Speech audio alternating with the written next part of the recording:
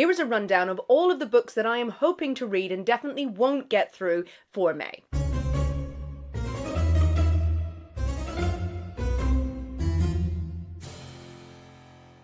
Here is my very ambitious May TBR, but also a run through of a lot of the books and digital arcs that I have received that may be of interest to you for 2025. Hi, if you're new here, I'm Sinead. This is my spooky corner of YouTube where I talk about spooky books, spooky films, spooky things that I have seen, things that we remember from our childhood, and general shenanigans involving crows. I realise I've not actually shown you a live crow in my office, that would be horrific, but maybe we'll take a field trip to find some. I do have this guy in here.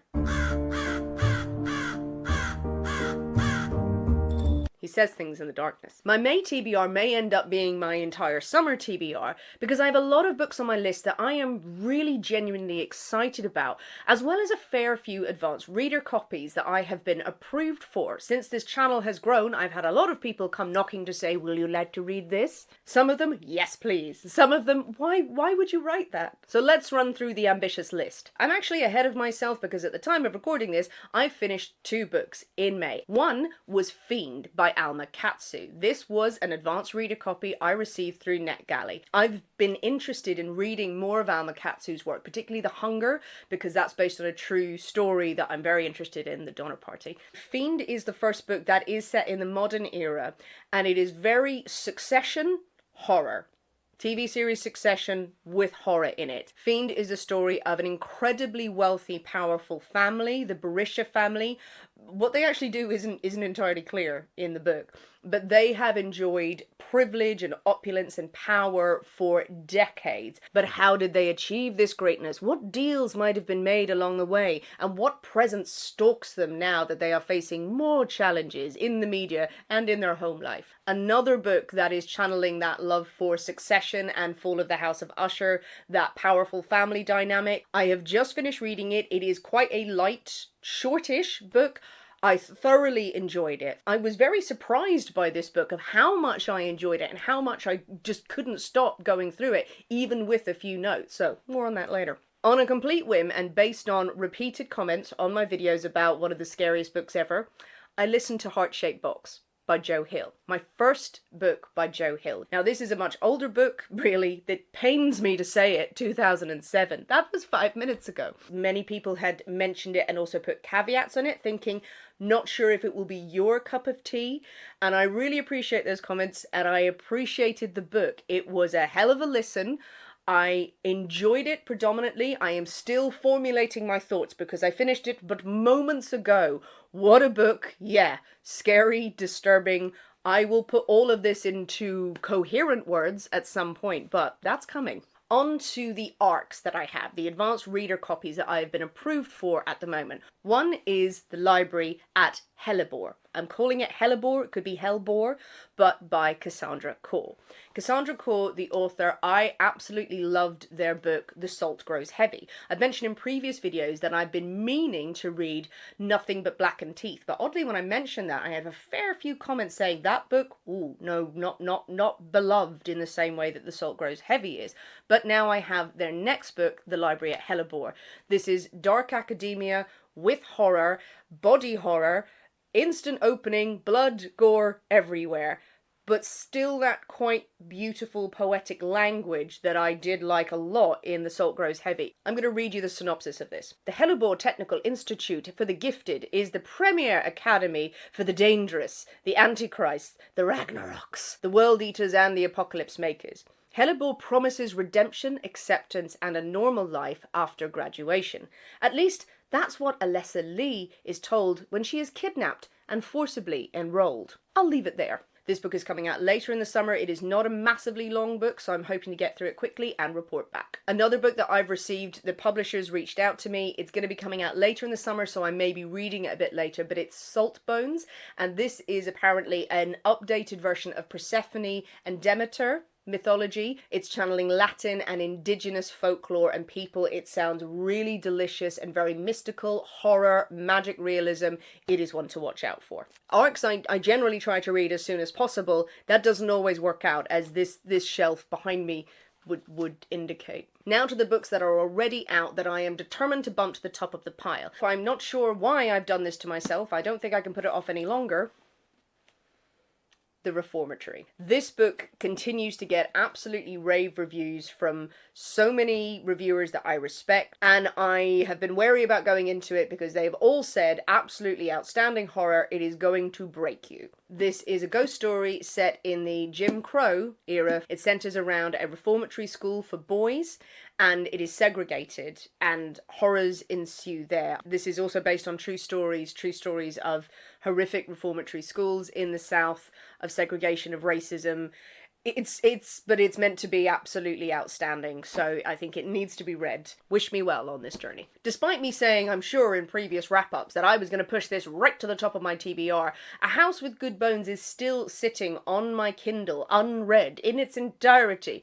T. Kingfisher is an author I absolutely adore. I get such pleasure out of their books, and they're sort of a guaranteed good read for me, I hope. It is a haunted house story, it is Southern Gothic, it is something I need to share with you. Hello, and if this bit looks different, it's because I completely forgot 2 physical books that are sitting on my TBR, one of which I'm so excited to read. So I had to film this later, so continuity, it's fine. A book I am very excited to start, it is When the Wolf Comes Home by Nat Cassidy. Nat Cassidy, a fantastic horror writer. I adored Mary, last year's book. Brutal, gruesome book, Mary, but so good. I really liked it. And this book has such high promise as well. Everyone I know who has read it has been raving about it. This is a werewolf novel. It will not be spicy. Everyone put your clothes back on. The story of a woman who finds a boy who is running from his father, who doesn't seem to be a nice man at all and may have a slightly wolfy secret. This book is reportedly high-octane, scary, and brutal,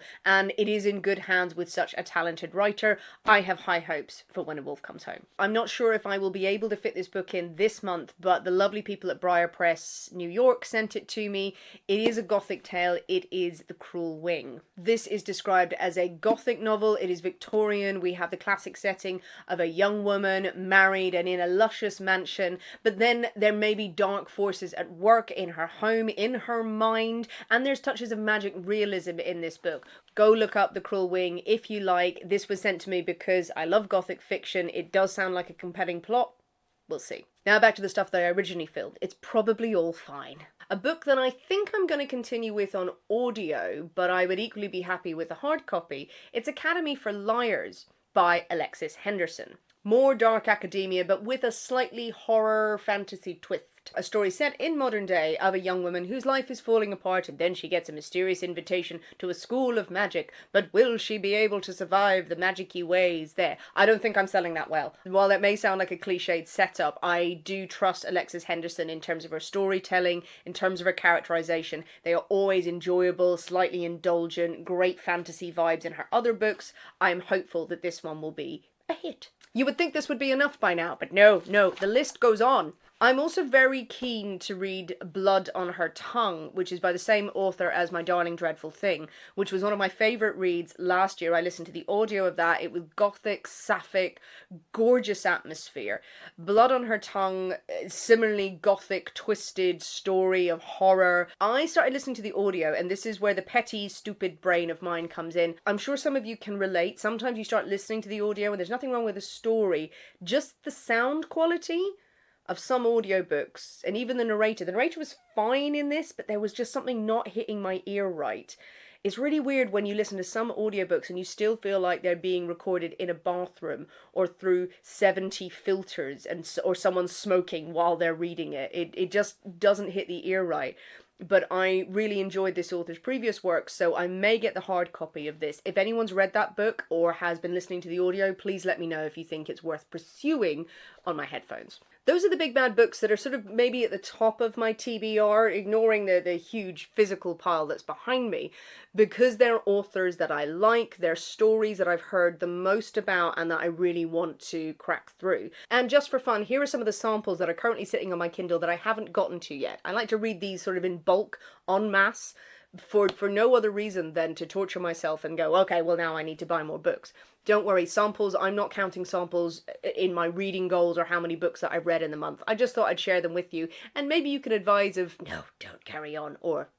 One is Bat Eater and Other Names for Cora Zeng. This book just keeps popping up on my Instagram feed, on my TikTok feed, from reviewers that I respect saying, wow, This book melds together so many genres and delivers on it. The synopsis is that Cora Zheng is a crime scene cleaner, and she is not fazed by her work because she has already witnessed the death of her sister, who was pushed in front of a train. The killer was never caught, but at the scene he apparently uttered the words "bat eater." Then a series of unexplained killings take place in Chinatown, and Cora believes that East Asian women may be being targeted, or is there something darker and more otherworldly going on? One of the core themes of the book is around COVID-19 and the pandemic. It mixes horror, thriller, mystery genres together. It's a book where several of the reviews that I've read or seen of it, the reviewer is struggling to put into words how to describe the book. They use words like jaw-dropping, gross, compelling,